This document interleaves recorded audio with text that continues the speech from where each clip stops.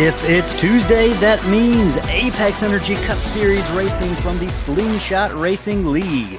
Welcome everybody, I'm Ellis Thomas, joined in the booth by Chris Smith tonight. We're bringing you live racing action in the ARCA cars from the Michigan International Speedway. This 2-mile D-shaped track was built in 1968 in the Irish Hills of Michigan, just about 40 miles outside of Detroit, and it was actually designed by the same guy who designed Daytona. For years, auto manufacturers marked this track on their calendar in hopes of claiming bragging rights in the nearby auto industry hub of Detroit. Cale Yarborough, NASCAR legend, won the first NASCAR race at the Superspeedway on June 15, 1969, in a thrilling duel with Leroy Yarborough. Two drivers battled door-to-door for most of the final 150 laps. On the final lap, they touched twice, entering turn one with Yarborough rushing the outside wall. Coming out of the final turn, Leroy spun and crashed just 300 yards from the finish line. Came victory to Cale. Chris, Michigan is known as being one of, if not the fastest circuits in oval racing. With speed, however, comes danger, and of course, over its 50-year lifespan, Michigan has seen its fair share of accidents, including ones that ended the careers of names like Chip Ganassi and Emerson Fittipaldi in open-wheel cars. NASCAR side wasn't immune either, with Ernie Irvan suffering an accident that left him with what doctors said was a 10% chance of survival. While we know these aren't real race cars, Chris, how do these drivers go out and balance speed with that chance of possible disaster? Well, this is a big, wide, sweeping track. The corners, the track has not changed its layout since it was made. It has changed the surface.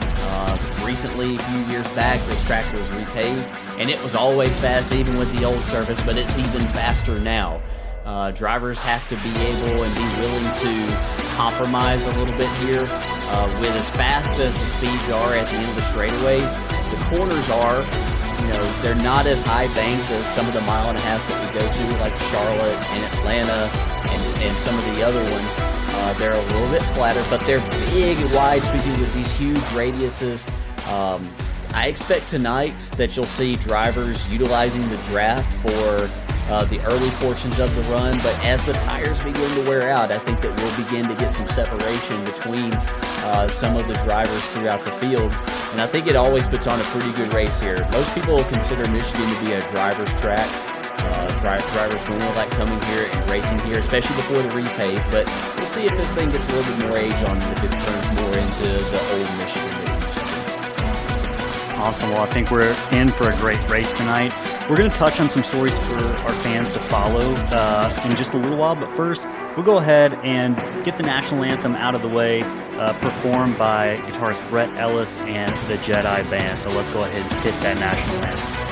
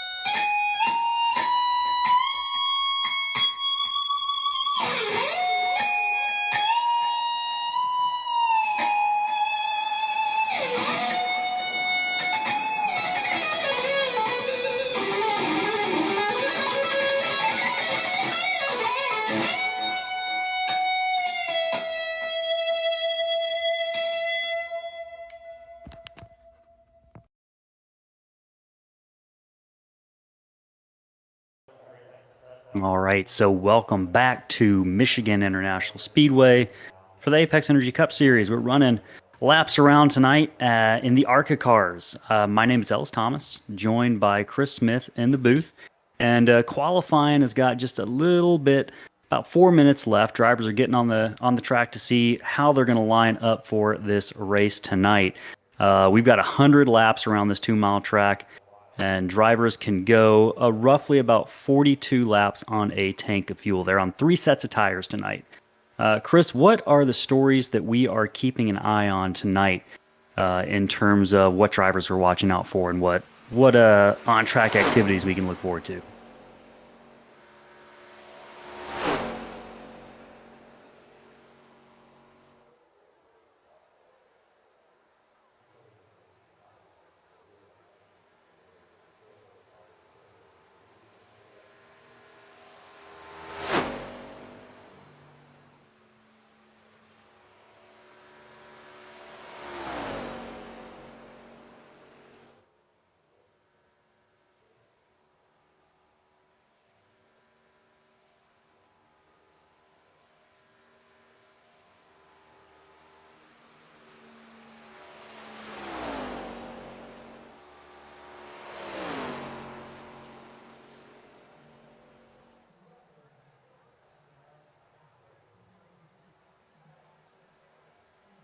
Scott's just fast, right? He's actually won the first 2 poles of the season. He's going for 3 in a row tonight.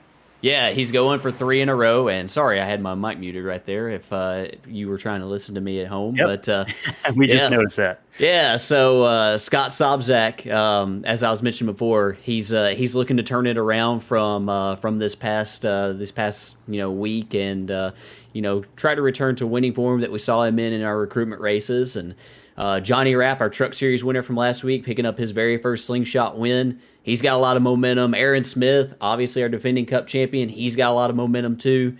Along with Tony Hilbrans, who has showed a lot of speed early on this season. So be curious to see if some of these guys that have been really fast week in and week out can keep that speed up, and if maybe one of these guys that has been struggling a little bit, if they can find a little bit more speed.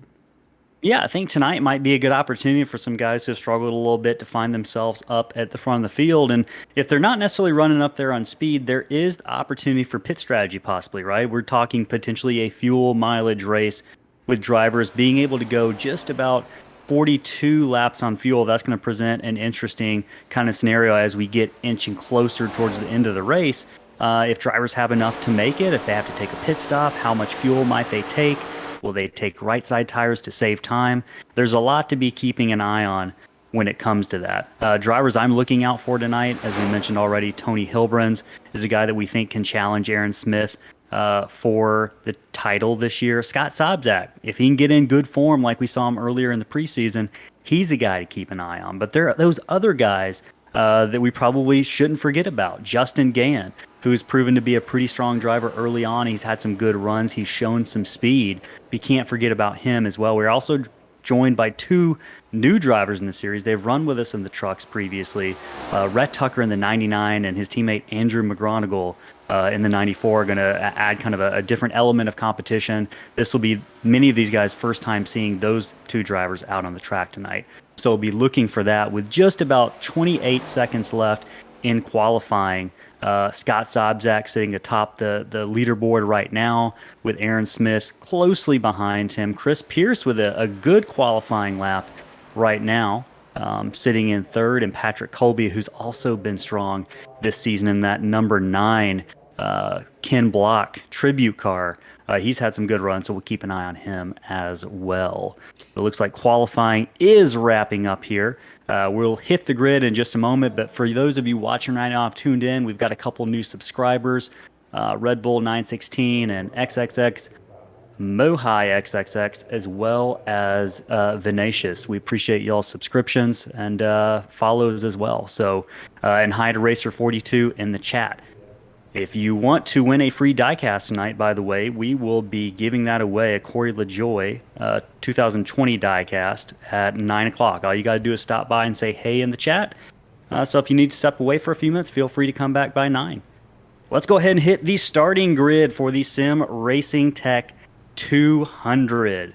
At the front, Scott Sobczak, with that speed that we've seen all season. We're going to start calling him Rocket Man. Will be starting on row 1, joined by Aaron Smith starting second.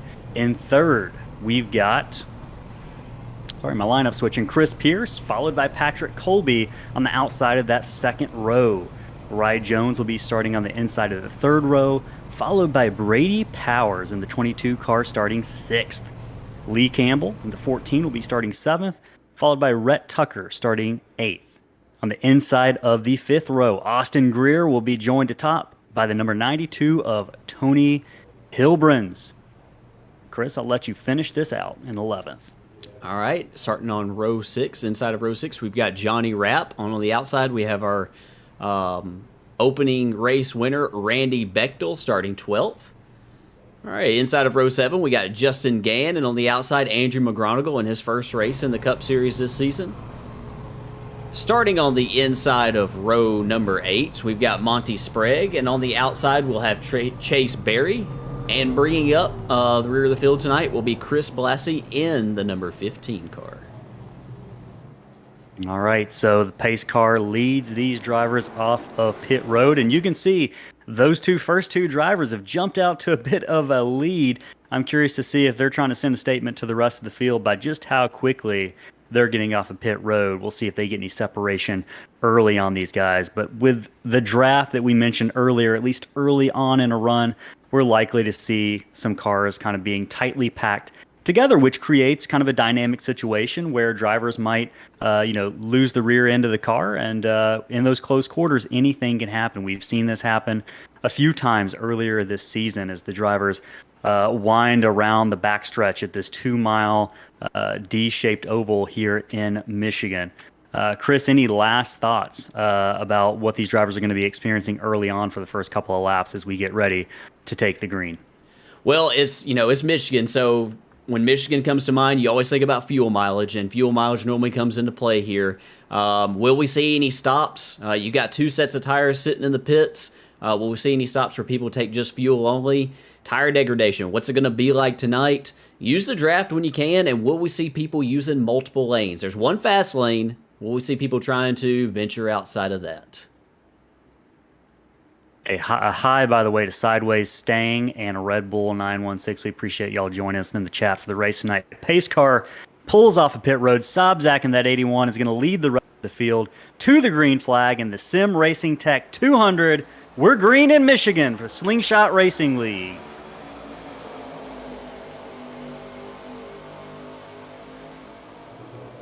Right now it's 2x2x2 in the top 6. Aaron Smith on the outside of Scott Sobczak in battle for the lead. We'll see if that momentum carries Smith to the lead off of turn 2, and it does. He's going to clear Scott Sobczak to take the lead. Patrick Colby is also going to take a look to Sobczak's right side to see if he can take away second. Yeah, what we saw right there, that might come in handy a little bit later on right there, as Aaron Smith was able to use that outside to clear the pole sitter Scott Sobczak coming off turn 2, that momentum coming into play. Yeah, absolutely. And Patrick Colby with a good run off of turn 3 has got his nose to the right rear of Aaron Smith. These two teammates are going to see if they can battle it out for the lead. Patrick Colby has been so strong this season, and it'd be really great to see him get his first slingshot win out there tonight, but he's still got about 99 laps if that is going to happen. We see Aaron Smith fall back to second. Sobczak in third, down 2 spots after starting on the pole. Brady Powers has found himself up 2 positions into 4th place, with Chris Pierce rounding out the top 5. Right now, it looks to be single file most of the way down the track. These guys are just kind of getting their sea legs, getting the feel for the car, and they're driving pretty conservatively right now. I don't know if that's what it feels like inside the car, but right now, as it looks like Rhett Tucker is going to make a run on Chris Pierce for the 5th position. He's going to get the outside there in that Mopar Dodge number 99. It looks like that momentum is going to carry him. Chris, that's something I'm seeing early, is momentum of the outside line. Does that surprise you? Do you think that'll go away as this race goes on, as Tucker completes that pass going into turn 3? Well, you can certainly use it. You can use it to get a run. You can use it to get some momentum.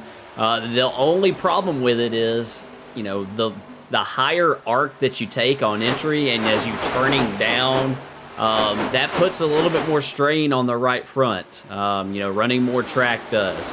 Having a little bit more of a shallow entry on a track like this and a track like Fontana, that kind of saves that right front just a little bit over the course of a long run. That's something that I'm seeing a few of these guys up near the front doing, the 1 and the 81 specifically. They're putting that left front right on that seam, right up above the bottom lane. They're running the second lane, which is typically, notoriously, the fast lane around here. Like some guys you might see, they might venture up a little bit higher to try to get that run, but can they keep that momentum? Everybody's doing a pretty good job, though, I think, right now, of just trying to get in line and take it easy right now. Yeah, right now, most everyone's doing a good job, but if we look back to 9th place, we've got a battle shaping up between that 45 of Austin Greer and the 14 car of Lee Campbell. You can see him kind of looking to take a different approach. Initially looked inside that 45, but now he makes his way up to the top, and they're closing in on Tony Hilbrens as they come off the 4. You see, look at the momentum Lee Campbell carries on that outside line. He has to duck right down to the apron and potentially complete that pass on the inside line in that Sonic the Hedgehog car, darting around just like Sonic would in those video games. But Greer is going to fight back, and we'll see if he can use that top line to his advantage. 14 gives him a little bit of room, but Austin's content just to tuck in right behind. Further back in the field, we've got some action going on, and it looks like the 13th place, 3 wide almost between Andrew McGonigal, Justin Gann, and Chris Blassie. And they are 3 wide, coming off of 4. Contact! McGonigal's in the wall. Blassie goes into the infield. Is it going to be a 2-car accident? Are they going to collect anybody else? Caution is out on the raceway. We watched that unfold as those 3 cars came off the corner 3 wide, and there just was not room for that sort of racing at this point. Yeah, we'll go back. So McGonigal's got some pretty heavy damage. Yeah, we'll go back and try to take a look at it and see what type of view we can get. They're 3 wide off of turn 4 right here, and you just quickly run out of room here. It's just hard to, nobody's doing anything really wrong there. Everybody's just trying to race hard. We'll go back, see if we can get a little bit better view of it here. Andrew was in a tough situation right in the middle. He was doing a good job of giving that 30 car of Justin Gann some room, and I think he just got a skosh loose and maybe overcorrected it. Yeah, that's what it looks like. It's just it doesn't take much. It doesn't take much at these speeds, and that's certainly what it looked like to me too. He just got a little bit loose here, went down, came back up, and unfortunately Chris Blassie was there. Andrew might have expected Chris to be a little bit closer to the outside wall, thinking he had a little bit more wiggle room there. That's nothing that's intentional. That's just a little bit of, that's just hard racing. That's one of them racing deals, as they say. That is one of those racing deals. Hey, and if you're in the chat right now, go ahead and let us know who you think is responsible for that caution. Be nice about it, but let us know your thoughts. And now, since pit strategy is probably, I don't expect to see anyone come down pit road. Do you, Chris? The only person I suspect to see come down pit road is this guy right here on your screen, Johnny Rapp. I definitely suspect him. We are getting some takers at the back half of the field, but if you can count on somebody to do an opposite strategy, it's going to be Johnny Rapp, and it worked out really well for him last week in the Truck Series race at Fontana. But we got several guys, starting with Rye Jones in the number 7, and he pitted from the 10th position, I do believe.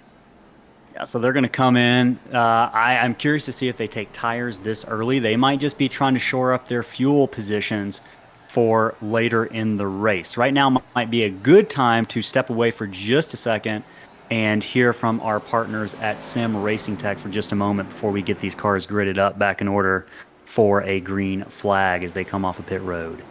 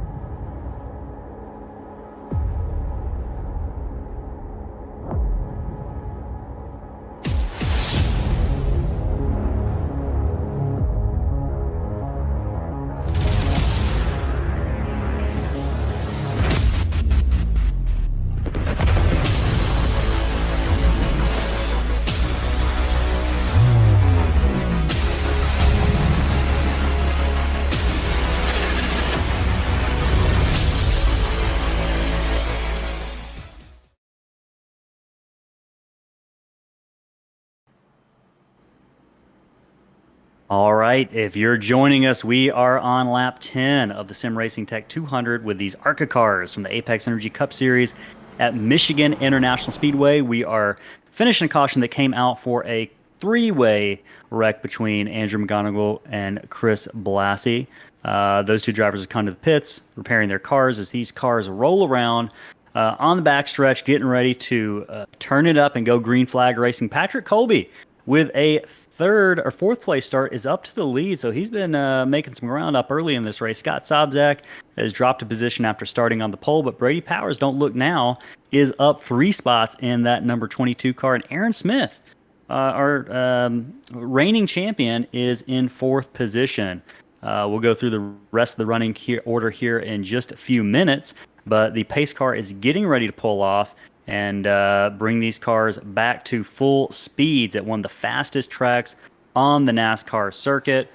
Patrick Colby elected to take that outside line. I think that's probably a pretty good choice based on what we've seen in the early runnings of this race. Green flag is out. Colby gets a really nice jump there. He's not going to have to worry about any other car going into turn 1, but Sobczak in that 81 can't say the same. He's got Brady Powers and Aaron Smith close behind.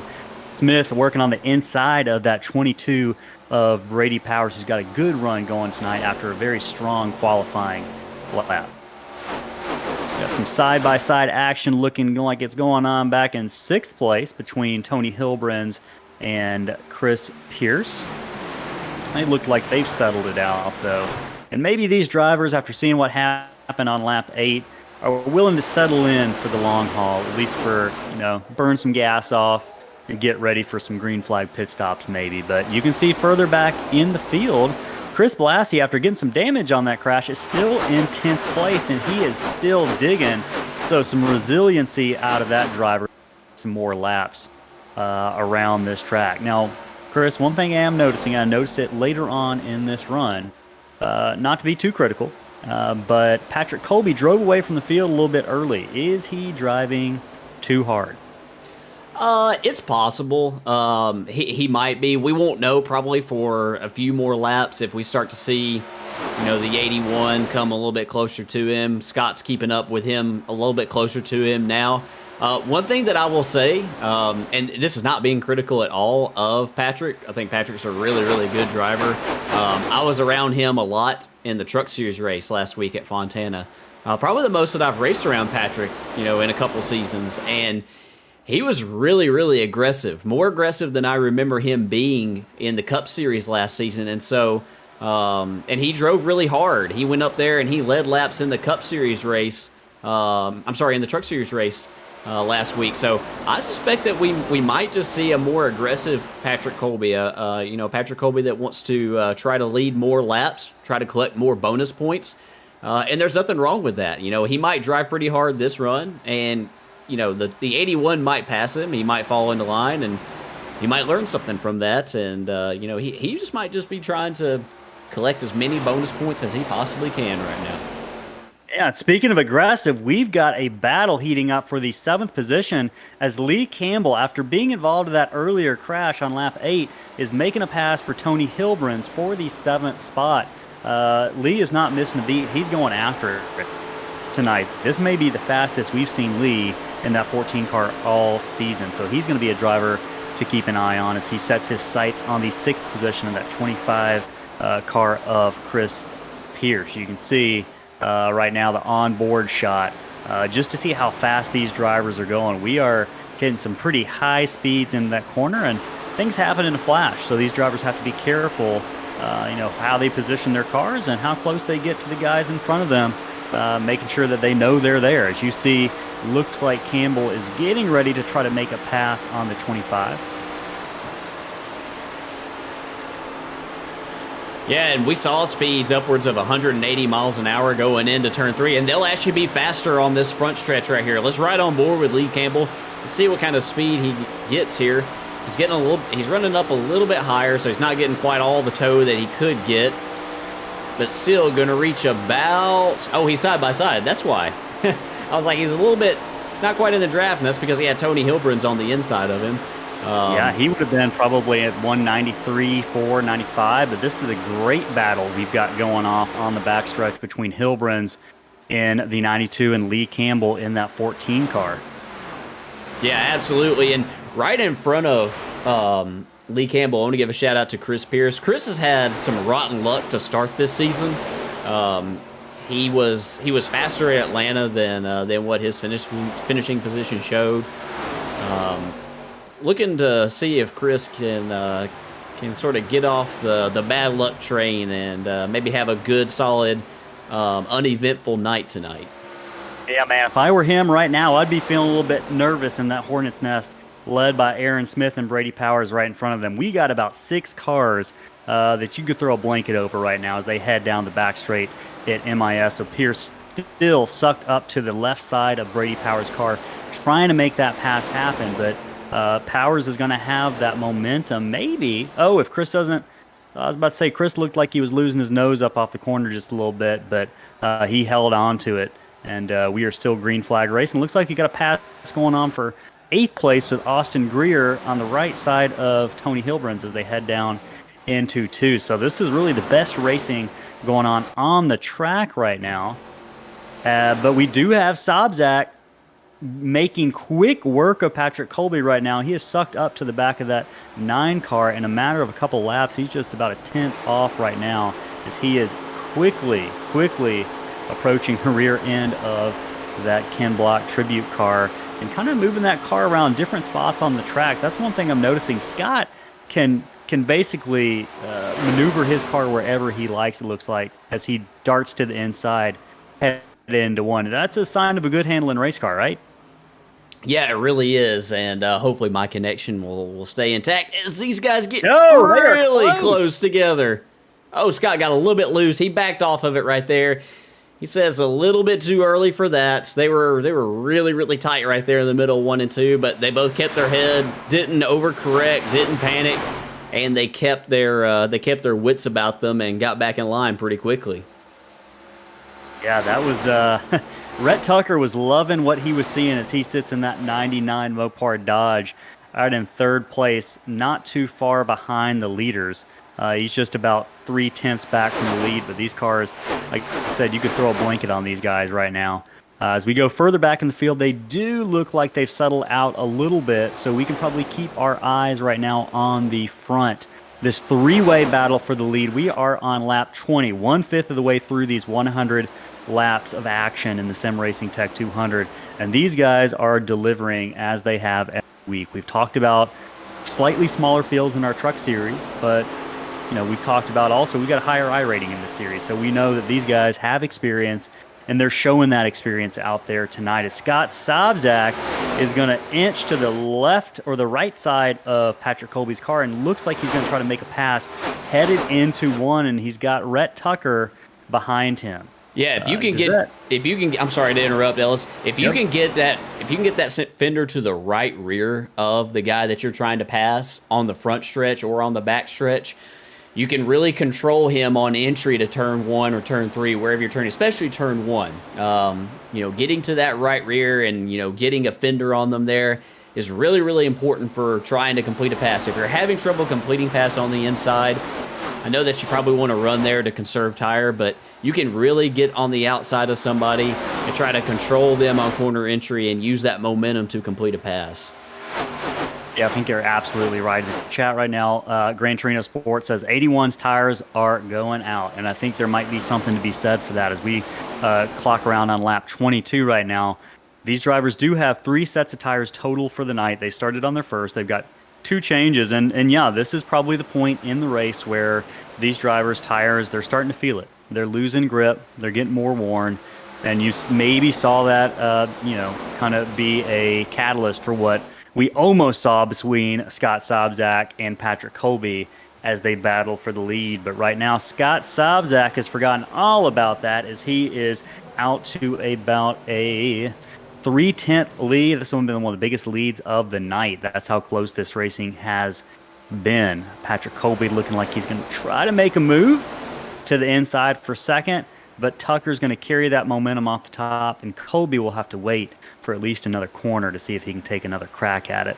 Through the field right now, our leader, we got Scott Sobczak running first place, Rhett Tucker close behind in second, Patrick Colby in that 9-car third, Aaron Smith running in fourth. Aaron not maybe as strong as we thought he would be tonight. Maybe he's conserving. We'll see. Well, hang on one second. Goes on, though. Hang on one second. Look at these last lap speeds at the line right here. This is something that I was looking at before. Aaron was a little bit slower that lap, but the laps before, he was clearly quicker than everybody else. So is Aaron saving his tires, doing a better job than these first 3 drivers? You think that might account for that? I think it's something, I think he's just been sitting back and just riding. I think that just watching him on corner entry, watching especially on entry into turn 1, just what I see him do. Look how much better roll speed he's got right now than the guys in front of him. I just think that he's been saving that tire for this point of the run right here. If we take a shot overhead right here, you might get a chance to see it just a little bit better going down into turn number 1. Look how he just turns to the bottom. Just look how much more roll speed he's got than Patrick at the moment. I think that he's just been kind of riding and waiting for this point of the run. He heard us talking about him. Hey, with that being said, do you think it might be a good moment to jump in with one of these drivers? Sure, let's do it. Who's your vote for it? In fact, let's see if we can get a quick response in the chat. Do you want to hear from Aaron Smith or Patrick Colby? Either the 3rd or 4th place car. Quickly let us know what you think, and we'll go with what the audience says. Nope, someone says Patrick. We'll give it another second and see if anyone else has.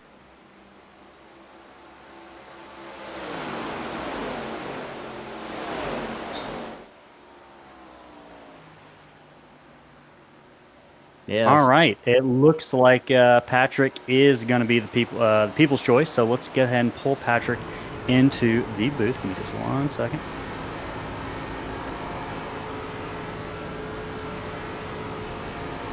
Hey, Patrick Colby, this is Ellis in the Slingshot broadcast booth. You got a copy on us right now. Yeah, I got you. What's up, guys? Nothing much. You're having a good run tonight, man. Strong. You led some laps. How's that car feeling right now out there? It's pretty good. Just kind of taking it easy. You know, once Scott got to my outside, I just kind of backed off a lot.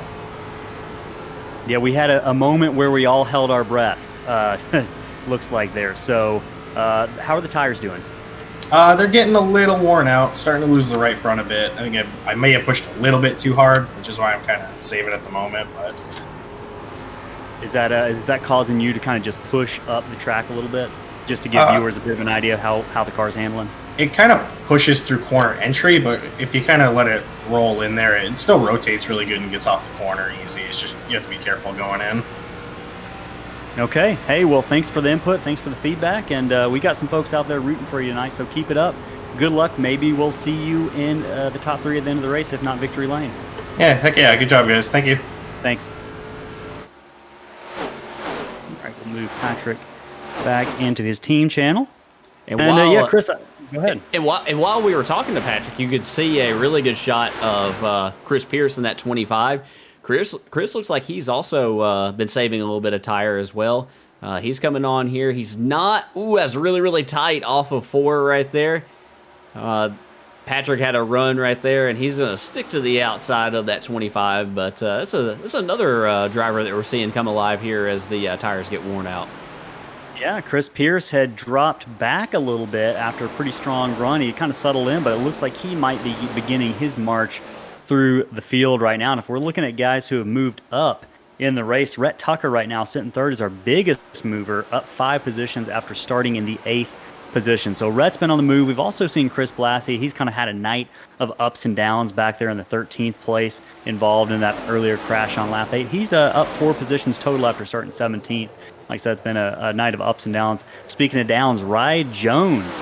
Not sure what's going on with him, but he is down 6 spots after starting inside that top 5.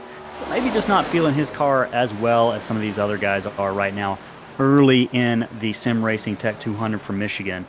We are on lap 30. We're almost a third of the way through this race.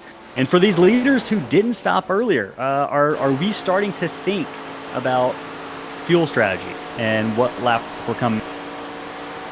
Yeah, you're starting to think about it. You can go about 42 laps on a tank of fuel here. And, you know, that's going to be extended just a little bit more with the caution laps.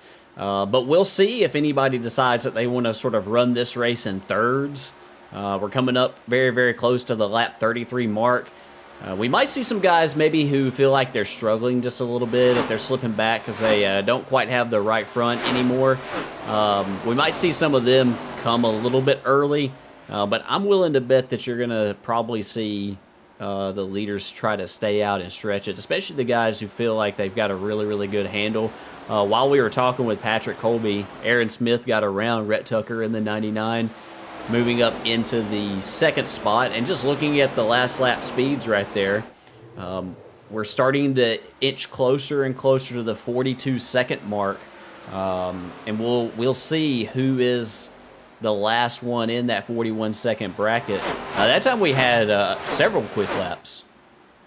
Yeah, I think some draft might have played a role in that. But one of the drivers I am noticing that touched on a little bit earlier, Chris Pearson, that 25 car, is running laps comparable with Aaron Smith and Scott Sobczak right now. I look at the driver who might be falling off in that top 4, and Rhett Tucker seems to be the guy who's losing his nose and losing those tires just a little bit earlier by a couple laps compared to the guys he's racing with right now.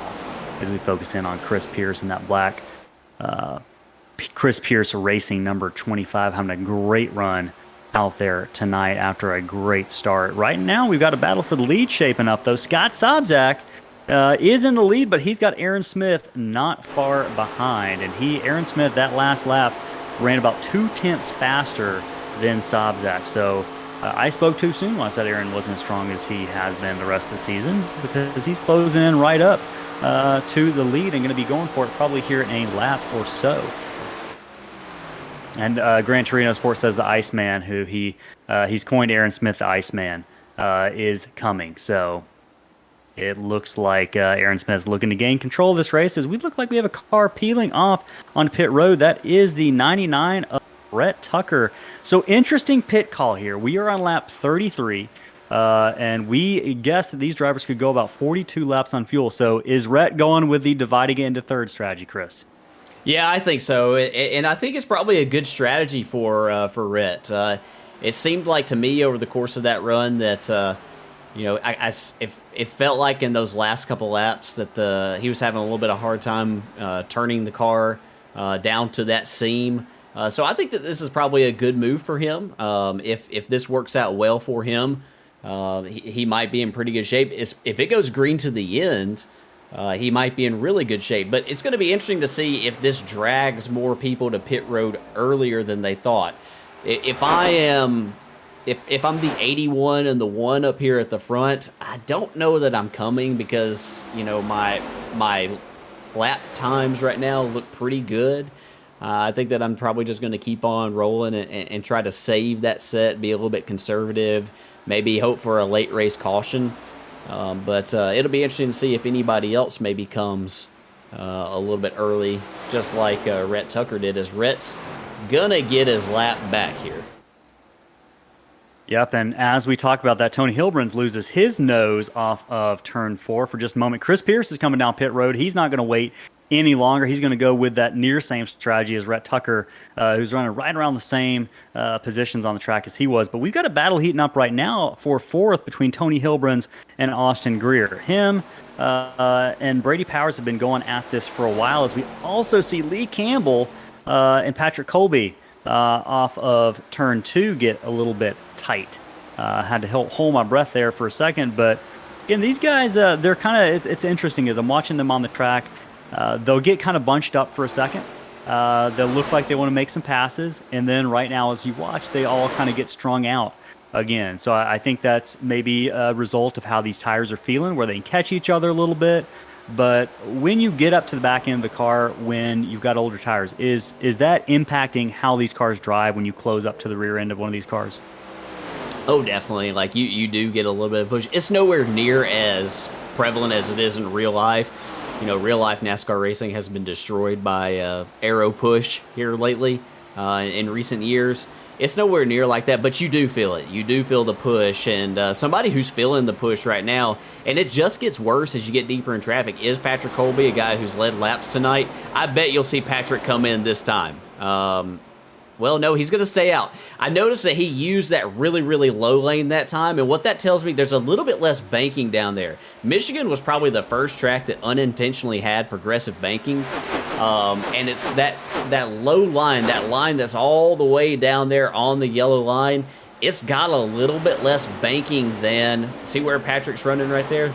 It's got a little bit less banking than from the seam up. And you can use that if your car is a little bit tight. It will help your car turn a little bit. It will help you sort of de-wedge the car and get a little bit of side bite.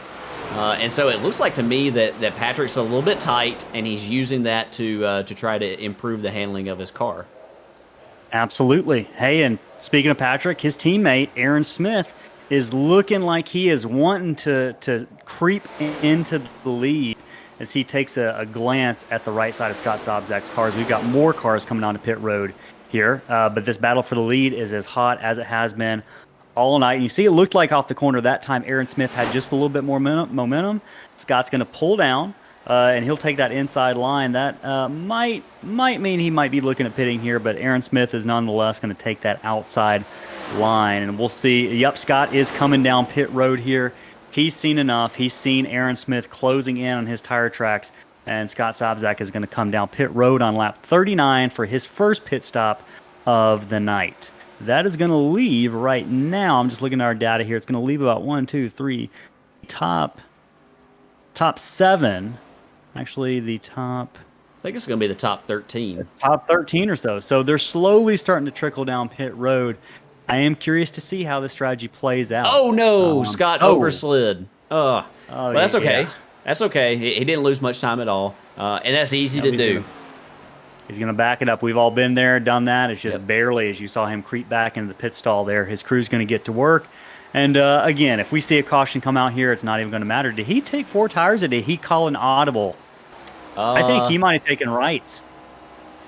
I don't have session time up right here. That pit stop was really fast. Maybe it was. Maybe I'm looking at 2 different screens. He might have taken 4. I think he did because it looks like he's coming off at about the same point that Rhett came off of pit road earlier, just behind our race leader, Aaron Smith. Now, this puts some pressure, possibly, on Aaron. How long does Aaron want to try to stay out here? There's a lot of guys that were running around him, and here he comes this time. Yep, he saw the writing on the wall. He saw that his biggest competitors all night long are trickling down on pit road, so that yellow number 1 is going to make his first pit stop of the night on lap 41. And this is right about where we predicted that fuel window to be. 41, 42 laps in.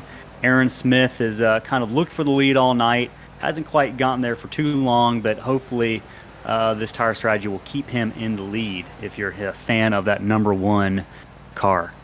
Meanwhile, up at the top, Tony Hilbrunz inherits the lead after starting 10th. He's up 9 spots on pit strategy. He is yet to come in. And it looks like we've got about the top 9 who are yet to come in as Chris Blassie makes his first pit stop. Well, probably second for Chris of the evening after being involved in that early caution. Meanwhile, Tony Hilbrunz, the leader, is going to come down pit road, and it looks like he is bringing, I'm trying to see who he's bringing with him. That looks like Lee Campbell coming in right behind him in that Sonic the Hedgehog car. So we'll see if these guys can get a nice clean pit stop and rejoin the action without losing much time. Hey, if you are in the chat, we thank you for all the comments we're getting. Quick reminder, we got about 10 minutes left before we draw one person who is chatting to win a 1/64th diecast replica of Corey LaJoy's Circle B diecast car from 2020 that we will send your way simply for saying hi in the chat. If you want to say more, that's fine. But if you're watching right now, we encourage you to get active and just let us know you're here in the chat. We appreciate y'all. Hit the follow button if you already haven't, and let us know that you're enjoying what you're watching. As Tony Hilbrun's in that 92 car comes off a pit road. Right now, Justin Gann in the lead, inheriting it. He's on guys who stopped early on that first caution, and that's who we've got out on track right now. The top 5, Justin Gann, Rye Jones, Randy Bechtel on that 18, Daytona winner, Chase Berry in that 5, and Monty Sprague in that 3 car. These are the guys who took that option to come in early, so they're going to have about 8 more laps on fuel than these other guys that we've seen coming in. So that's going to be an interesting thing to follow. If you're one of these 5 guys, are you looking for a caution right now? Are you hoping it goes green? I wouldn't mind a caution. I don't know. Oh, as Justin Gann almost slides up into Lee Campbell, who's unlapping himself. I mean, I wouldn't mind a caution, I don't think. I think these guys are honestly kind of, I think their long game strategy is that they really, really, really want this thing to run green for a while here, for everything to cycle through, for them to be able to drive through and get their laps back, and then later in the race, that's when they really want the cautions. I mean, I don't think that this would destroy their race now by any means, but I think for their strategy to work, I think they're really banking on cautions late. If we get cautions late, they're hoping that they are stretching it here, going as long as they can, going as far as they can, and being able to, you know, on that next run, doing the exact same thing. Because right now, we're coming up on lap 50. We're approaching it very, very quickly. And you can go 42 laps, roughly, on a tank, based upon our calculations. Don't know how accurate that is tonight, you know, with the speeds that they're running. But, yeah, I think that they want it to go green for a little while here. Absolutely. As we watch Randy Bechtel and his teammate Rye Jones slide around the track, these are 2 of the guys who are on these 38-lap old tires right now. You can see their cars are driving like it. They're great drivers, but compared to the guys that you see going around them right now, they just don't have that speed. They're running 42.2s lap times, while you got your other guys, looks like we've got Aaron Smith running 40.6s. So it's not even close. But like we've been talking about, it's all about that strategy. And it's all about when you get the tires and where the cautions fall in terms of setting you up for a successful finish at the end of the night. Hey, in the chat, we got a couple people reach out and say hi. Sideways Stang said hi. EGHTH says go 22. So we got a Brady Powers fan in the chat right now. Shout out to them. They're a first-time chatter. So thanks for showing up, everyone. Thanks for watching. We appreciate y'all and hope you're enjoying what you're seeing right now as we get ready to cross over to lap 49 in the Sim Racing Tech 200 from the Apex Energy Cup Series at Michigan Speedway. Quick through the field as we are in the middle of a pit cycle. We've got Justin Gann leading the way in that Kitty Cat Coin number 30 car as we take a quick look at that beautiful pink car of Brady Powers on track and that Moonlight Speed Concepts car as he catches up to Scott Sobczak. We got Rye Jones sitting in second place, in that number 7 car. He's yet to stop. Randy Bechtel sitting in 3rd in that 18 Interstate Batteries Chevrolet. Chase Berry in 4th place in that 5 car. Chase Berry is one of those drivers we got to watch. He's playing the long game. He took a pit stop early on, but he's definitely driving conservatively. So we'll see where he sneaks up to at the end of the race. Monty Sprague sitting in 5th after stopping about 40 laps ago. He's due for a pit stop soon. Rhett Tucker is our first guy that came in to get tires a while back. So when we look at that tire strategy, Chris, Rhett was one of the first guys to come in, I believe, about 15 laps ago on about lap 35.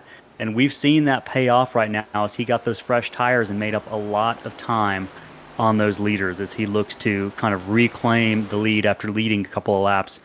I don't know if he got the lead or not. I'm looking on my telemetry here. I'm not sure if he did or not, but he was close, I can tell you that. Rhett Tucker's in 6th, Chris Pierce in 7th, Aaron Smith in 8th, Scott Sobczak, our pole sitter, in ninth, and Brady Powers sitting in 10th. Andrew McGonigal recovering nicely after an early race crash off of turn 4 involving a couple other cars is in 11th. Austin Greer in that red, white, and blue 45 sitting 12th.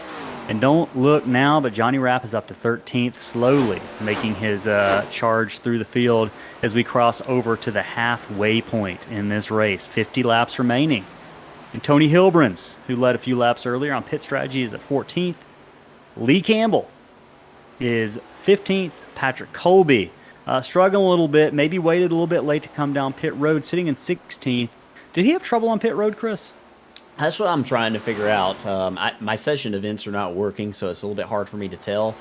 But I'm curious. I'm not sure if the 92 and the 9 might have had some type of pit road penalties, being as far back as they are. I'm not sure. I don't want to speculate. We'll find out from those guys later. But yeah, they're a little bit further back than what they were earlier. So not 100% sure without my session events showing up like they should be.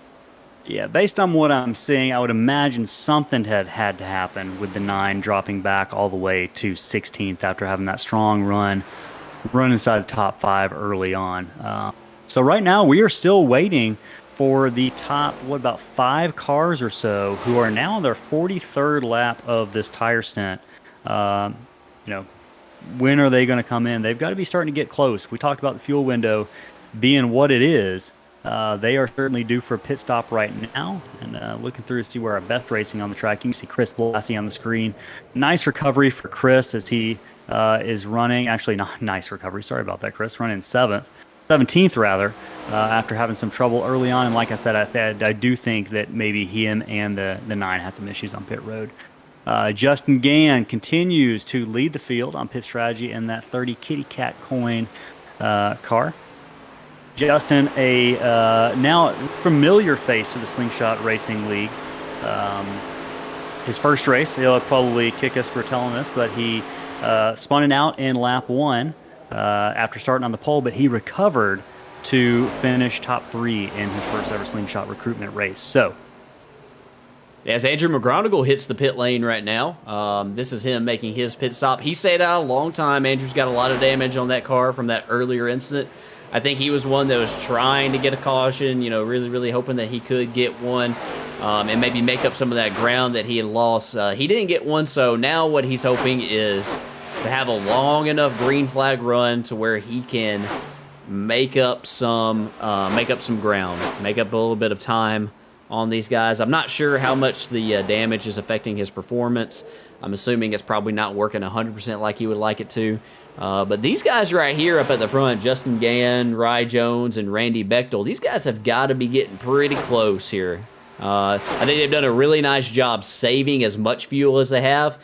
They might just be trying to do this thing on this next stop being their last stop. If they could do that, that would be quite a feat. I thought about that earlier. I didn't think they'd be able to do it, though. They were running pretty slow back there. Johnny Rapp Johnny's a lot faster than what he's showing tonight. He's been running a lot slower than these two. Chase Berry as well. His Rye Jones is coming this time. And that would put him needing to go approximately 45 laps. And let me tell you, they can do it. Yeah. The only concern there is speed. Like you mentioned, they're going to have to slow down tremendously if they're going to make it. They ran about 46 laps that time, and it looks like Randy Bechtel is actually going to go another lap, so he's going to be at least go 47 laps. So if this thing does go green, that 18 car, the green 18 is going to be sitting in a really good position as his teammate Rye Jones makes his way down pit road right now. But Randy Bechtel, Chase Berry, Monty Sprague, all on about 47 lap old tires.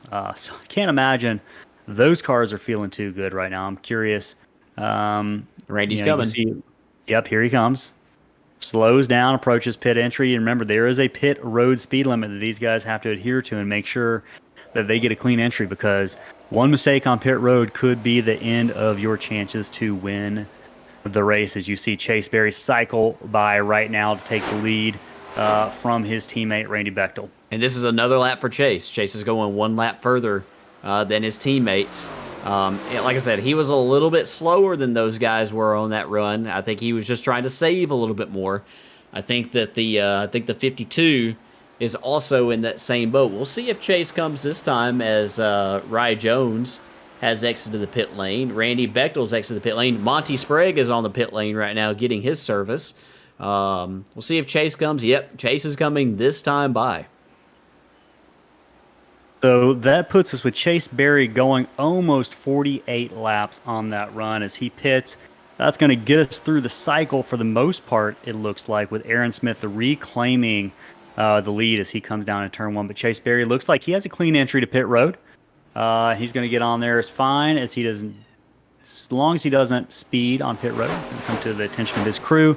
Get 4 fresh tires, and I imagine that car is going to feel a lot better. Now, one thing to note if you're watching at home is that transition from old tires where the car is not driving very well to a new fresh set of Goodyears.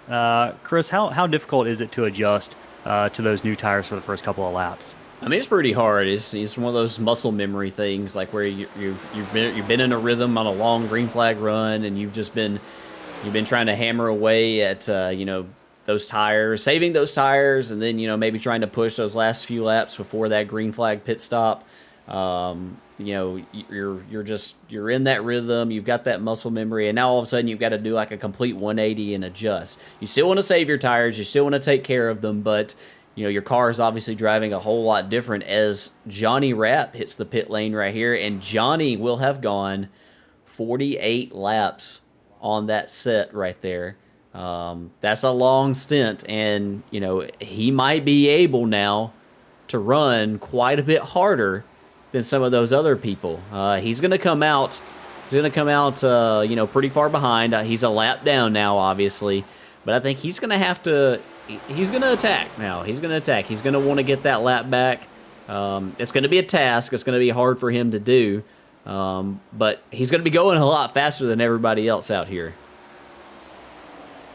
Yeah, I do think it is going to be interesting to see the speeds once we kind of get all these drivers back on track as we hit lap 60, 40 laps to go. Oh, man, Chris Pierce got really loose off the corner back there in 4th as he battles side by side for the 3rd spot with Rhett Tucker. A great save on lap 60 for Chris Pierce. Couple quick things, though. We are ready to go ahead and give away that Corey LaJoy diecast car for one of our chatters in the Twitch chat right now. And the winner of that is Sideways 06 Stang. So congratulations on winning that car. We'll get with you at the end of this race and get your information so we can get that thing over to you so you can display it on your shelf. If you're in the Twitch chat right now, we appreciate y'all. If you're watching, give us a follow if you haven't already done so, and let us know that you like what you're seeing. Hey, Chris, I am curious to see, just so the viewers at home can see the banking on this track, if we got a gyro shot to kind of give viewers a bit of a look into just how banked these corners are at Michigan International Speedway as we cross over to lap 62. We don't really have a gyro shot with our current camera pack. We do have this shot right here that looks at the driver, but we don't really have a gyro shot with our current camera pack. So we can ride on the roof right here with somebody directly behind us. We got a side-by-side battle going on right now for the 3rd spot. Where Brady Powers in that 22 is, watch his left front down here when we get down to 1 and 2. This will be a really, really good shot to follow him.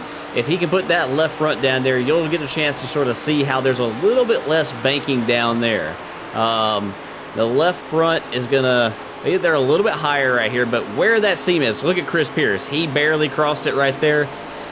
That's kind of where you want to run. All right, dragging that. Tucker gets loose off that corner. Sorry to interrupt. No, you're right. You're good. And Rhett, I think, he's struggling a little bit with the grip compared to some of the guys around him because of how early he came to pit road. I think it was the right move for him to come to pit road when he did because he was losing a little bit of time as the 25 slides up in front of the 99. He closed the door on Rhett Tucker in that Mopar Dodge number 99. Action is heating up inside the top 5 as drivers know that we are almost 2/3 of the way done with the Sim Racing Tech 200, the third race of the Apex Energy Cup season. And we're starting to get to the point where drivers are starting to make statements. We're starting to see who's strong, who's going to be having consistent runs, and these guys want to be in that conversation as we look at a quick replay here of what happened. Yeah, it got really, really close. I was curious if that damage from Chris Pierce actually came from some contact there, but it doesn't look like it, as Chris just slid up in front of him, took a little bit of air off the nose of that 99 Dodge, and set sail on him. Look at that turn that that 25 has. That's just a little bit difference in the tires right there, and how Chris Pierce's strategy is just a little bit different than Rhett Tucker's is right now. But they're still really close, as Tucker is going to inch closer to the back bumper of that 25 car. I'd be interested to see if we get a rear bumper shot of that 25 car just to see how close that 99 is to him. Look at that. Man, that is a close one. Beautiful looking car. But if you're Chris Pierce, I'm not comfortable with how close that 99 is behind me. At these high rates of speed, almost 200 going into turn one here. Yeah, you know, these cars are really, really tricky to do any type of bump drafting with. We have seen bump drafting at Michigan International Speedway in the past, but it isn't like in the trucks or in the Cup cars or even the Xfinity cars. These cars are a little bit more tricky to do that bump drafting with, and so yeah, if you do put your nose on the rear bumper of somebody in front of you, expect them to be just a little bit uncomfortable with that, as the 52 is flying up through the field right now. I just had my eye on him too. He is running some of the fastest laps on the track. He ran let's see what he runs this lap. He might have some slower times because he's catching some of those cars, but he is looking to gain his lap back here after losing it on that last set of pit stops, and that could be a major advantage if we see a late race caution. Right now, he is the first car a lap down anyways, so he would get the lucky dog pass, getting his lap back if a caution were to come out. But he is definitely showing some speed here. That time around, he was running just as quick, actually quicker than the leader, Aaron Smith. Yeah, Aaron right now. Yeah, go ahead. I'm sorry. Yeah, I think that he's got a task in mind right here, and that's that he wants to unlap himself. He would get the lucky dog, like you said, but that's something that you really don't want to rely on because it puts you behind in track position. I know that we don't have too many people lap down tonight, so it wouldn't be the end of the world for him. But you know, being able to get drive past and get your lap back that way if a caution were to come out is really what you want. And you know, that was just the. He's just driven past the third place car. He's approaching Sobzak here. It's not going to be too long before you see that 52 back on the lead lap. Yeah, I think you are absolutely right. He's flying on the track right now. And like you mentioned, he's catching Scott Sobzak in that second position. But up front right now, on lap 68, Aaron Smith in that number one car is sitting in position number one with about a 4-second lead over Scott Sobzak. So it's going to be interesting to see. Him and Sobzak are on 27 and 29 lap tires. Aaron Smith is on the newest set of tires inside the top four right now. So that is certainly working to his advantage. And I think the longer we get into this run, that one car is going to continue to inch out little by little.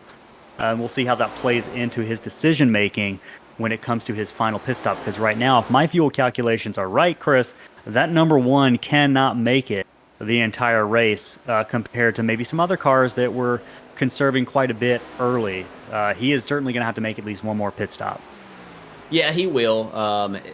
And that's just, you know, that's just the strategy that Aaron has laid out tonight. You know, Aaron gets it right most of the time, and he might get it right tonight. If this thing goes green to the end, I don't think it's going to work out for him. I think that those guys that stretched it really far right there, who played that game, I think that they're going to be the ones that might come out on top. Now, I could be wrong as well. If Aaron comes quick enough and gets his last set of tires, then maybe he can march on through the field. That's something for him to think about as well, as Rhett Tucker has hit the pit road right here. I think that Rhett just felt like he was losing too much ground. That's his last set of tires. So if we get a caution, I think Rhett's going to be in trouble unless we get it quick. We got to get it quick and enough. This track. Go ahead. We got to get it quick enough to where he can, be on the same ground as everybody else. But I think that Rhett might be in trouble with that strategy. And that tracks with kind of that strategy. He's staying in line with what he pretty much decided on early in that kind of splitting the race into thirds strategy. So we'll see if that pays off. But it is going to take, like Chris mentioned, a very quick caution. Aaron Smith right now, I'm watching the telemetry. And he's losing a little bit of ground at certain parts of the track, but he's making up for it. Right now, it looks like Scott Sobczak is running just a little bit, about a tenth and a half quicker than Aaron. Looks like Sobczak had a little bit of trouble off of turn 2 there. But as we bring up the battle forecast, you can see these guys are running at a similar pace. Aaron Smith, the leader in that one car, and Scott Sobczak in the 81 in second place. And Scott Sobczak, this is we've seen him put together right now the most complete race I think we've seen for him all season. But that could change at a moment's notice, as he's definitely on his 33-lap old tires. He's starting to feel that push that we saw him feeling right about the same time in that last run. So we'll see what he's able to do with that. But right now he is kind of gaining a little bit on Aaron Smith, and if we are watching on board with Scott right now, we can see those hands moving in the car just a little bit. So he's looking pretty good. What do you make of his hand move on that onboard shot, Chris? Well, obviously, there's not a ton of movement. It tells me that he's doing everything that he can to try to save tires. That's something that you see out of a really good driver, somebody who's done this for a while, and Scott certainly has. When you start jacking and sawing on the wheel, that's when you start to wear those tires out. We heard a little bit of wall contact. I didn't see exactly where it came from, but that's when you start to, and it might have been the 81, possibly. I think it might have been. See if we can go back and see if there was a little bit of wall contact here. We'll speed it up here down this front stretch. And remember, these drivers are given 3 sets of tires over the course of the race. And right now, a lot of them are pretty late on in that second set of tires, and they'll be transitioning over here probably pretty soon to their last set of tires as we watch Scott Sobczak. Yeah, he just tried to arc it, and he went just a little bit too close to that wall. That's easy to do here. That's really easy to do because you're trying to use up all the track on corner entry. As we've got another car on pit road, it looks like Chris Pierce. These guys are doing, I think, what they have to do. All right, this might actually save Aaron and these guys if we go green to the end. I think that the payday guys, Monty Sprague and those guys, are banking on trying to go to the very end on fuel. If these guys come in right now and run some fast laps, it might work out for them, but they're in a box here. If the caution comes out and they've taken their last set, they're in trouble. If they try to wait a long time, they don't have enough time to be able to make up the ground under green. They're in trouble there too. So they're kind of in a box right now. Yeah, and that's similar to the way it felt certainly last week. And we've had that situation play out a couple times this season as we see the 45 Austin Greer also hit pit road. Austin having a decent run tonight, started 9th, started 10th, actually 8th rather, sorry, and had moved up a couple positions throughout the race. So he's going to give up that spot to come on to pit road. And like we've been talking about, up at the front, we got Aaron Smith, who Johnny Rapp just got around to get his lap back, followed by Scott Sobczak. Brady Powers having a really good run as we see Tony Hilbrand's also come down pit road. Brady is on 38th lap of his tire set, and it looks like, I'm looking to see what Tony's on. Can't see how long Tony went on that stint so he gets a new set of tires, but right now Brady Powers into 3rd position after starting 6th. He got a really good run going, and I'm curious if maybe we might want to check in with Brady and see what is going on in his side of the car. We'll let him pit first, though, as he comes down to pit road. We'll check in with that 22 of Brady Powers once he leaves pit road. We'll give him a lap to get those tires. He might have been speeding. I don't want to speculate. That was close. We saw some smoke. Yeah, that was he was really, really aggressive on pit entry. It looked like he made up a lot of ground on that 81. So if he wasn't speeding, that was really, really nice. He made up some ground, I think. But if he didn't get woed up right there, as he slid through the stall just a little bit, that he might be in a little bit of trouble. We'll see once this all shakes out if Brady has to do a pass through. While we got the 81 on pit road and the 9 making their final pit stops because they are now out of tires. Yeah, so if we're looking at guys who are on tires, we see the leader now, Aaron Smith, coming down pit road. He's going to come and grab his final set of tires as we come over onto lap 79, just about 22 laps remaining in this race. That number 1 car stayed in position number 1 for a good portion of this race, and he's going to see if he can keep it there with a nice clean pit stop. But we've mentioned this varying pit strategy is going to keep this thing unpredictable really until the final laps, until we know honestly once these drivers cross the line for the final time, anything can happen. Yeah, anything can, and we saw Justin Gann before. We saw Justin lead a lot of the laps after Aaron Smith's pit stop on the last stint. I don't think that Justin is sitting in a position where he can go to the end, just looking at his laps that he's run. I don't know. It's really hard to know what these guys have been doing. He might be in good enough shape as well. It's just hard to know unless you're actually in the cockpit, if you're actually out there, if he can go to the very end. And as we see Brady Powers, I don't know if Brady's come down pit road again, so Brady might have just done a really, really nice job of pit road entry, as we've got the 14 of Lee Campbell making his final pit stop. Yeah, Lee's had a good run all night. He's looked had a good. great starting spot in 7th, and really has backed that up with a lot of night. Involved in a early caution on lap 8. Hadn't seen a caution since then, by the way, and that is in part what's created this somewhat confusing pit strategy. But we're all seeing it kind of pan out here as we are on lap 81 in this race, and Brady Powers, like we mentioned, did a great job. Justin Gann cycles over to the lead. Justin is on the 25th lap of his stint on this final set of tires, and that is going to be, I would imagine. Has he taken all 3 sets? Has he taken his 2 tire changes? No. Or was that first stop? That first stop was for fuel only. That was for fuel only. That was for this. This is the situation I think right now. We've got the live gaps up here on the right side of your screen. Justin Gann is the leader. Rye Jones second. Randy Becker third. Those guys right there, all of them might be able to make it to the end on this tank of fuel. All right. Aaron Smith is currently in 5th. If these guys can go to the end, Aaron Smith has got to make up 19 seconds over the course of these 18 laps. All right. It's quite a task at hand right here. All right. And are these guys going to be going as hard as they can go? Are they going to be saving a little bit of fuel? It's just hard to know how much fuel they saved before, what their pace was like, and with that saving.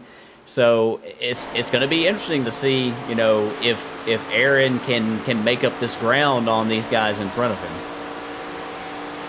Yeah, and that is going to be something to keep an eye on, is how hard are these guys driving and what are their speeds going to be like you mentioned. So a lot's to still be decided here as we are on lap 83 of the Sim Racing Tech 200 from Michigan International Speedway. The top 5 as they stand: Gann, Jones, Bechtel, Tucker, and then we watch Smith right now in 5th place, and we're watching the battle forecast that's given us some good projections about when he might catch that 4th place car. And right now the speeds are showing 26 laps based on Smith's kind of pace compared to how Rhett Tucker and that group up ahead of him are doing. And that's not going to be enough time, is it, Chris? I don't think it's going to take. But look, it inches down right now at 23. So that is going to be a number to keep an eye on. Yeah, I think that you'll see Aaron Smith get around the 99 here within the next lap. At the rate that he's catching him, that's just that difference in tires. Rhett pit very early in this cycle right here. He's been the earliest one. I think that unfortunately Rhett was just kind of in that position, I think, where he had to do that. And I don't think that his competitors came to pit road with him like he was expecting. I think he was trying to drag people to pit road a little bit quicker. They decided to stay out, and unfortunately, I don't think it's worked out for him as well as he would have hoped, as the 70 is going to get by the 99 here.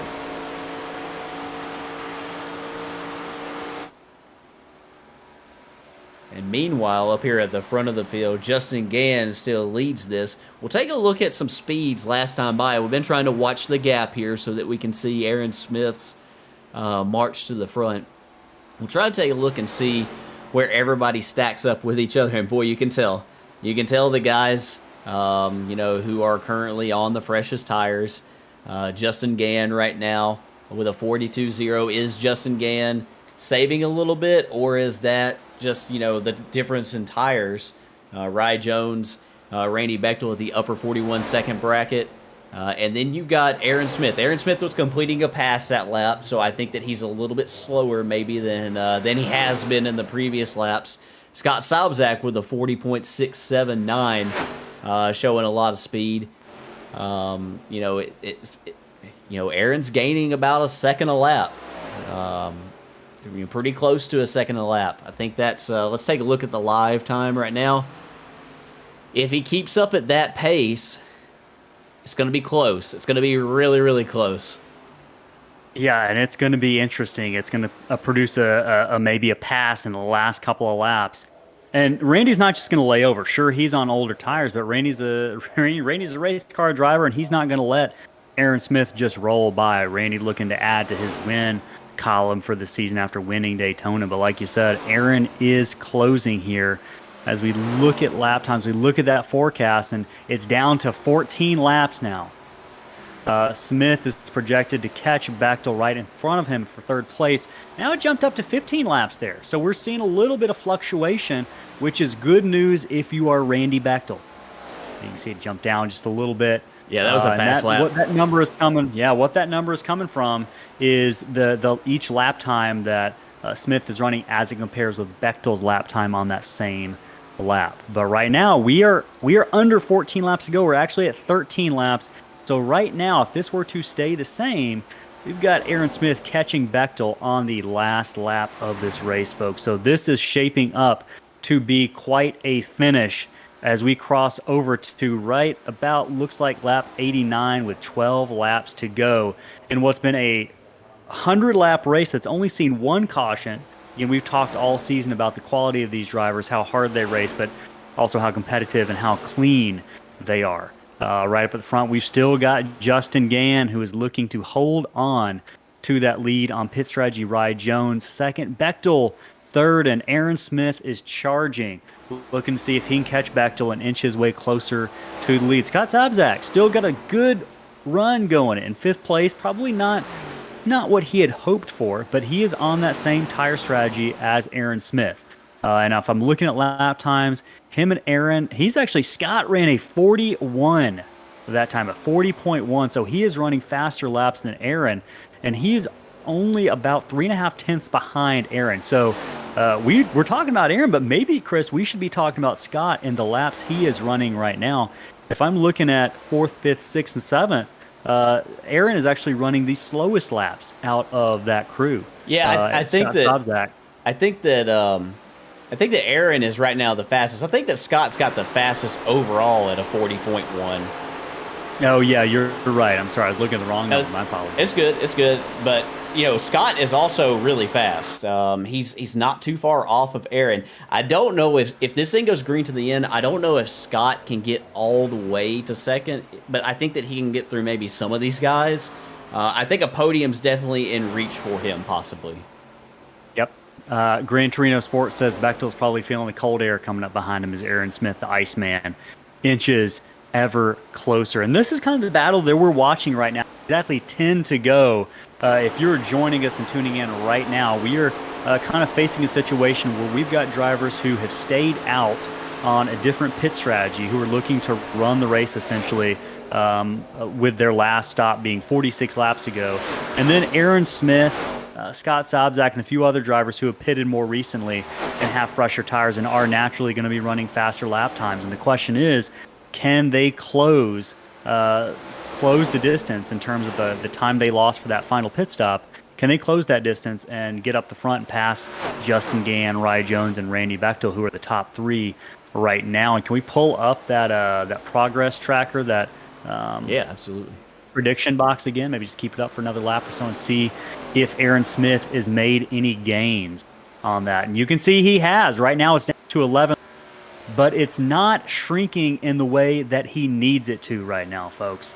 Right now, there are 8 laps left in this race, and Aaron Smith is projected to be able to overtake Bechtel for third in 11 laps. So Aaron Smith's speed slowing down just a little bit with a 41.3 last time. And right now, Justin Gann's last lap was a 42.1. So it was about an 8/10 difference. I'm not a math teacher, but somewhere around a 7.5, 8/10 difference. And that's just not looking like it's going to be enough to catch these guys unless these guys in the top 3 really slow down. So it's going to be interesting to keep an eye on that overtake projection. Yeah, it's going to be tough, I think. In this last lap right here, there's been a little bit less. Yeah, that lap right there, a 41.4. I think that's his slowest lap that we've seen so far. Obviously, as you go throughout the run, your laps are going to get slower, but there's less of the delta isn't quite there. He only gained 0.6 on Bechtel that time, where he was gaining almost a second in the laps before. Not quite a good lap from him that time. But here's the thing. The closer that he gets to these guys, and I don't know their fuel situation, so this is pure speculation. The closer that you get to somebody in front of you, and if they're tight on fuel, you're putting them in a situation where they have to decide if, hey, do I let this guy go and try to make it to the end, or do I decide to race him? As that time by, Aaron only gained less than half a second. So might just see the tires beginning to go away on this one car. Yeah, I think in the chat, Gran Torino pointed that out. He says the tires are definitely showing some wear on that number 1 Chevrolet of Aaron Smith. And you can see right now the lap times are slowing down. Aaron now losing time, it looks like, in terms of the overtake projection with Bechtel. So right now, to remind you where we sit with 6 laps to go in the Apex Energy Cup Series, in the Sim Racing Tech 200 at Michigan International Speedway, Justin Gann, Slingshot newcomer, looking to claim his first Slingshot win on pit strategy. He is in the lead, followed by Rye Jones, who's about 4 seconds back. But I am keeping my eye on that interval and that gap between first and second, because it has been hovering around the same. But as I watch it now, it is slowing down just a little bit. So Rye not making up the ground that he was just a lap or so ago.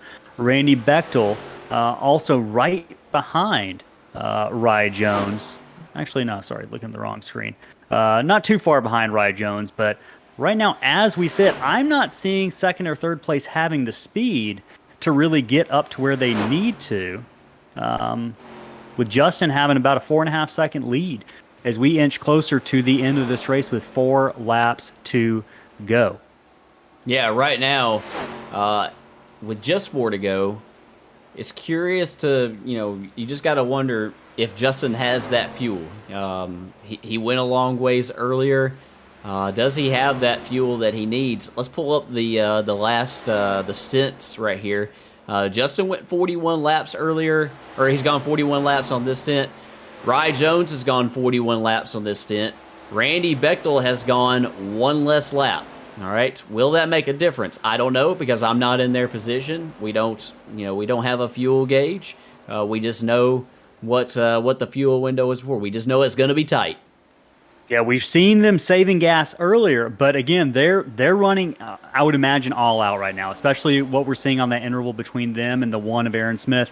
They are driving as hard as they can, I would imagine, which is going to definitely burn up a little bit more fuel. So whereas you saw them going, 45, 46 laps earlier, like we talked about, that might not be the case this run. So we'll keep an eye on if Justin Gann, with just 3 laps coming to 2 laps to go, is able to hang on to that. He's maintaining his lead over Rye Jones. So the only question at this point remaining is, can Justin and Rye make it? And also Randy Bechtel in third, make it on fuel. That kitty cat coin number 30 car is just 2 laps away, now a lap and a half, as he crawls down the backstretch with no one around him.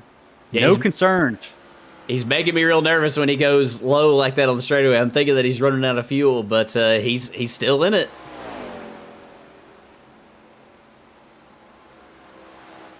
He's got to make it one more lap. White flag is out for the Apex Energy Cup Series at Michigan International Speedway.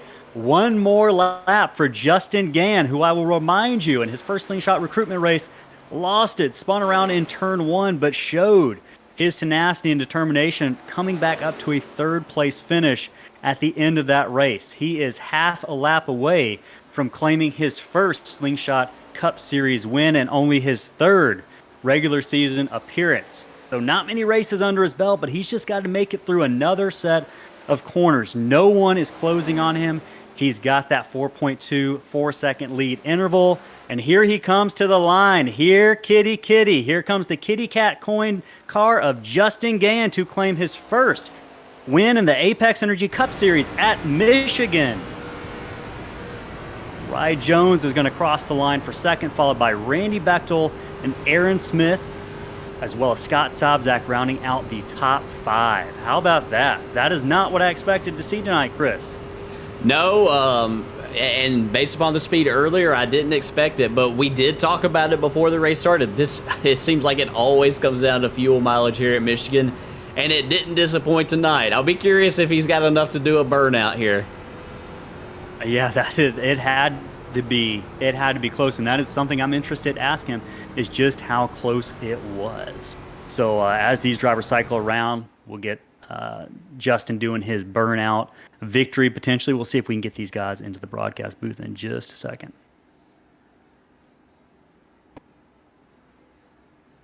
And we mentioned how Justin Gann, in his very first recruitment race with Slingshot Racing League, he spun out at Homestead, Miami into turn 1 on the first lap.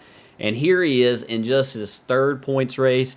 He's already picked up a checkered flag and solidified himself as a contender in this series with a very, very nicely played strategy tonight. And Rye Jones coming home in the second spot with a great run tonight, and Randy Bechtel. These three guys were on the same strategy all night long, and it worked really well for all three of them, and Justin Gann picked up that victory. Our third different winner in 3 races so far in the Apex Energy Cup Series. All right, so I think we go ahead and pull these guys into the booth for the interview. We will start with third place finisher Randy Bechtel. Chris, if you want to handle this one, let's move him in. Okay. Randy Bechtel, this is the Slingshot Racing booth. Do you have a copy, buddy? Yes, sir. Randy, man, this was we talked about it before the race. It always seems like Michigan comes down to a fuel mileage race. It never fails every single year, and it didn't disappoint tonight. Talk us through that strategy that you had. You guys made it work, bringing home a third place finish tonight. Yeah, the first caution, we were just pitting to refill the car. We weren't expecting to actually stretch it on one more green flag stop, but we got probably halfway through that green flag run and realized, there's a very good chance we can make it. And so we just stuck there, ran it out, and got that top 3. How much fuel did you have at the end? How many more laps could you go? I think 2 or 3. Yeah. Yeah, we knew it was close. We knew it was going to be close. And is that something that, as that race went on right there, and as you started to see, the sort of the feel of the race, was it, or were you just, expecting, like all of us, that, hey, we were going to get a caution eventually? We were kind of hoping for a caution late because we still had the tires, but right. Other than that, just keep it green, really. Yeah, we were talking about that as well. You guys were in a really good position if the caution came out or if it went green to the end. It's a great run tonight for you guys. Do you have any shout-outs that you want to give? Thank all the payday guys. Strategy worked out. It was Ryan's idea, by the way, so just want to point that out. Very nice. Good to know. Something. But of course, you guys for broadcasting and running the league, and all the great sponsors. Awesome. We appreciate you. Yes, man. Congratulations on the third place run tonight. Best of luck on these next few races, man. Well, thank you guys.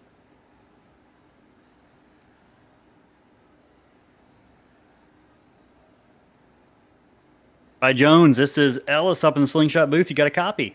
Hey man, how's it going? Oh, it's going. It sounds like you're doing pretty good. Second place finish, and we just got off the horn with Randy Bechtel, and he said that you are the mastermind of this strategy. That you guys weren't really predicting or calling this strategy early on in the race. What shifted your mindset to thinking you guys could do just a two-stopper? Well, so we never really did any like practice on how long we could go on a tank of fuel, and when that first and only caution came out, we were like, well, let's fill it up full and see how far we can go.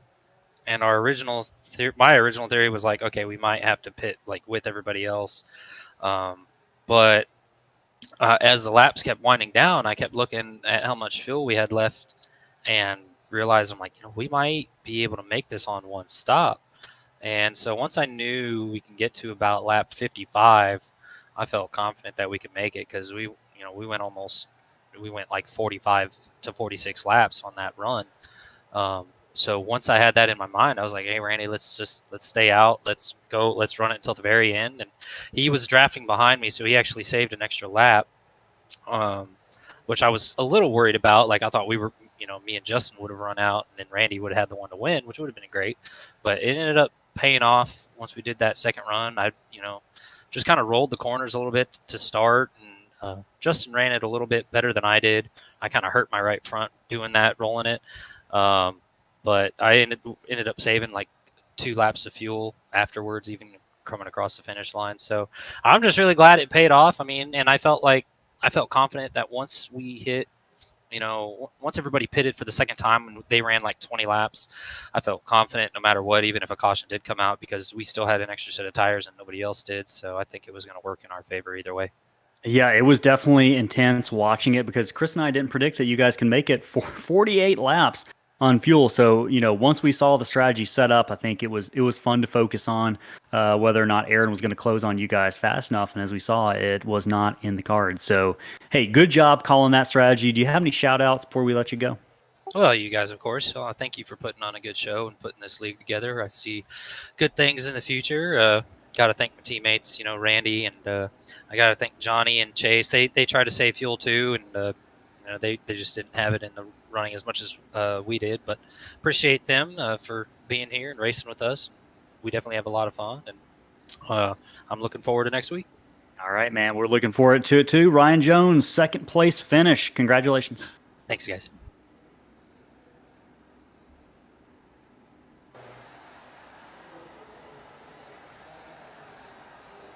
All right, we'll move old Justin in here. Give me just a second. Just again, this is Chris and Ellis in the broadcast booth for Slingshot Racing. You got a copy? Yeah, how you guys doing? Oh, we're doing pretty good, but I don't think we're doing as good as you are right now. Congratulations on getting that kitty cat into a victory lane tonight. Walk us through that strategy. How early on did you decide you were going to go with that two-stopper strategy? Yeah, I was actually talking with Randy about it. I had planned on doing that from the beginning, to be honest. I was willing to cut my engine off every turn if I had to, but I was going to try and stretch it. Yeah, it was close. We got nervous for you there at the end. Yeah, that caution came out at a perfect time, and I was surprised more people didn't pit in. Just in the off chance of no more cautions. And honestly, I was surprised we got the one. So when that one came out, I was like, "There's no chance we're having another one." And once pit stops hit, everyone got spread apart. It was a wrap after that. So definitely worked out in my favor, and a couple of other guys that pitted early. Yeah, man, you guys put on a great show. When you watch the replay, if you do, don't get mad when I mention that you spun out in the first lap of your first recruitment race with us. But I also reminded people that you fought back to a third place finish after that. I think it was third, maybe second. But we're so glad to have you. And tonight you showed us why you're in the Cup Series, and we were thrilled to watch you get your first victory. So congratulations. You got any shout outs you want to give before we let you go celebrate? Oh yeah, I got to thank the sponsor, Kitty Cat Coin, everybody over at Assassin Motorsports, helping, spotting, and everything like that. Thank you guys over there at Slingshot for putting this league on, and your sponsors as well. So, and thanks for putting on the broadcast too. Hey, man. Yeah, we hope you enjoy watching it back. We appreciate you, and go out there and have some fun. Celebrate. Don't celebrate too hard tonight. All right, man. Have a good night. See you too. All right, so you just heard from our top 3 finishers. Justin Gann claiming his first Slingshot victory in that kitty cat coin car, followed by Rye Jones and his payday teammate, Randy Bechtel. Chris, did tonight deliver everything you expected? Oh yeah, I never expected that we would have quite the fuel mileage gamble that we had. But listening to Justin and Ryan and Randy, I don't know if it was too much of a gamble now looking back.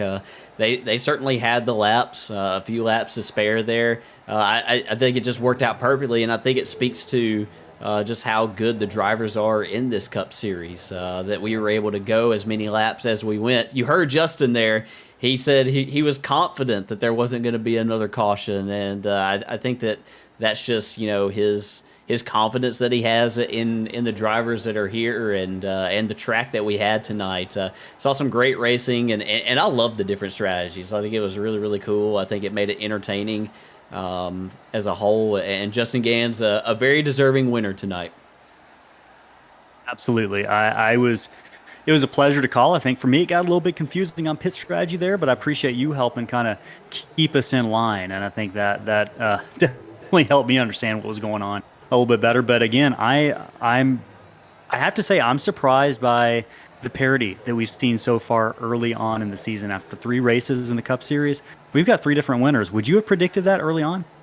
I wouldn't have, and that's not a knock on any of these guys at all. Obviously, all these guys are really, really good, but I wouldn't have. I'd expect somebody to at least pick up, 2 wins by this point. And you look through the field, Rye Jones hasn't won a race yet. Scott Sobczak hasn't won a race yet. Tony Hilbrins hasn't won a race yet. There's a lot of guys here that are going to win races in this Cup Series this season. You just know they're going to pick them up. So I'm really excited for the future of this series. I'm really excited for the direction that we're going. We picked up a couple of new guys this week with Rhett Tucker and Andrew McGonigal. I hope that we can pick up some more. Absolutely. And if you are interested in driving in the Apex Energy Cup Series from Slingshot Racing, you can visit slingshotracing.org and find all the information there that you need to sign up. You can join our Discord. And if you're watching right now, hopefully you're watching on Twitch, Facebook, or YouTube. If you're on any of those, give us a follow and keep up with all the latest content we put out. We appreciate y'all if you showed up in the chat tonight as well. We have some active chatters on Twitch. So before we say goodbye and good night for the final time tonight, we will just recap the final running order. First place, Justin Gann, that kitty cat car.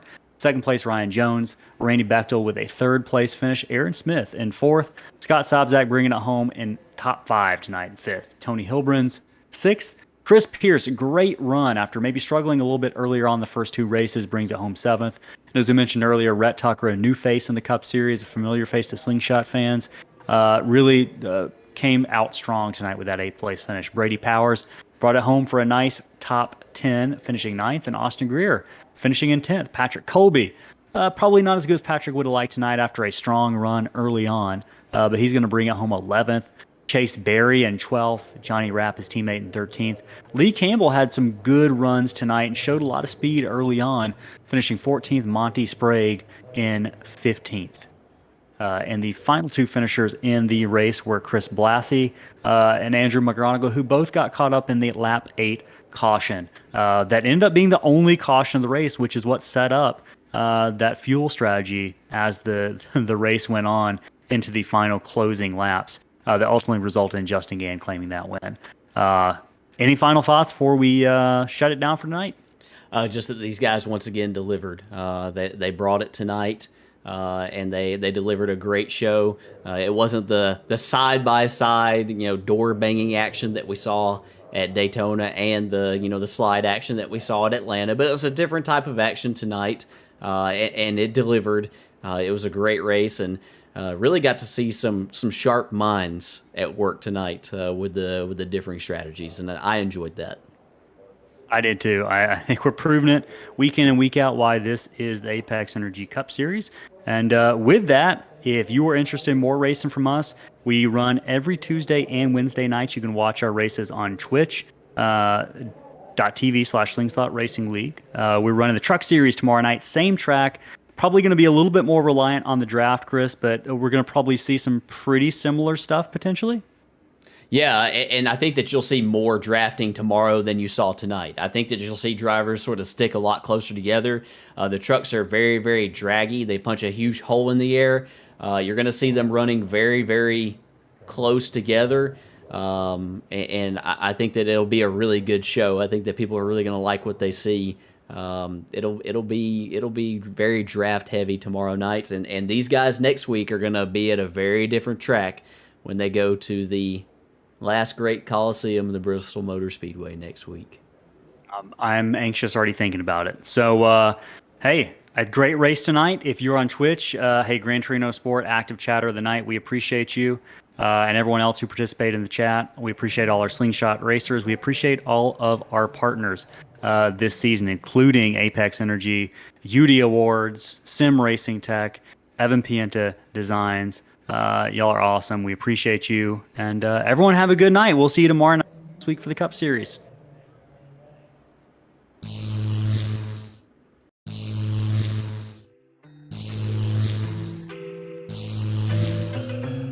How do we get these one-of-a-kind amazing trophies?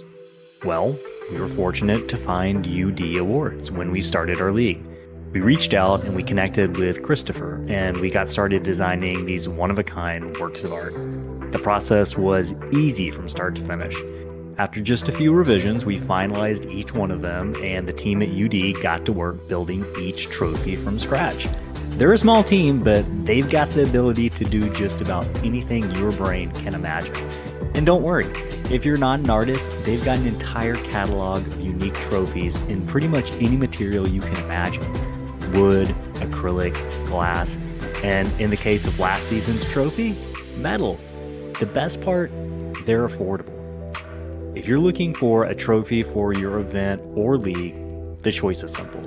UD Awards can give you exactly what you want.